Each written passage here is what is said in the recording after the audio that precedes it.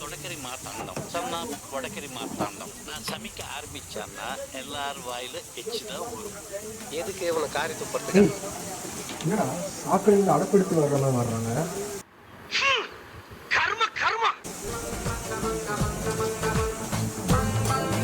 எப்படிலாம் யூஸ் பண்ணுங்க தெரியல.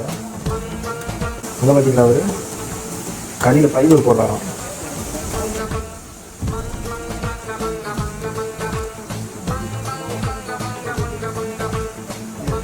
கலர் எப்படி இருக்கு.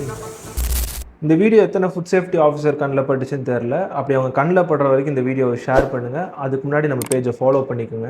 இந்த எண்ணெய் எத்தனை வாட்டி ரீயூஸ் பண்ணியிருக்காங்கன்னு தெரில. சாக்கடை கலரில் கருப்பாக இருக்குது. நம்ம ஃப்ரை பண்ண எண்ணெயை திருப்பி ரீயூஸ் பண்ணும்போது இந்த மாதிரி கலரில் வந்து ஃபார்ம் ஆகும். இந்த எண்ணெயில் அதிகமாக டிரான்ஸ்ஃபேட், அக்ரிலமைட், அப்புறம் ஃப்ரீ ரேடிக்கல்ஸ் வந்து இருக்கும். இந்த ரீயூஸ்ட் எண்ணெயை நம்ம யூஸ் பண்ணும்போது நமக்கு வந்து கேன்சர் கன்ஃபார்மு. இதனால் கேன்சர் மட்டும் இல்லை, சாப்பிட்றவங்களோட ரத்தத்தில் வந்து கெட்ட கொலஸ்ட்ரால் அதிகமாகவும் நல்ல கொலஸ்ட்ரால் கம்மியாகவும் ஆகிறனால ஹார்ட் அட்டாக் வர்றதுக்கு அதிகமான வாய்ப்பு இருக்குது. முடிஞ்சாலும் வெளியே வந்து ஃப்ரைட் ஐட்டம்ஸ் வாங்குறதை அவாய்ட் பண்ணுங்கள். ஏன்னா அவங்க எத்தனை வாட்டி அதை ஃப்ரை பண்ணாங்கன்னு தெரியாது. வீட்லேயுமே மேக்ஸிமம் ரீயூஸ்ட் ஆயில் யூஸ் பண்ணாத மாதிரி பார்த்துக்குங்க. இந்த வீடியோவை பார்த்ததுலேருந்து எனக்கு வயிற்ற வேறு ரொம்ப கலக்குது.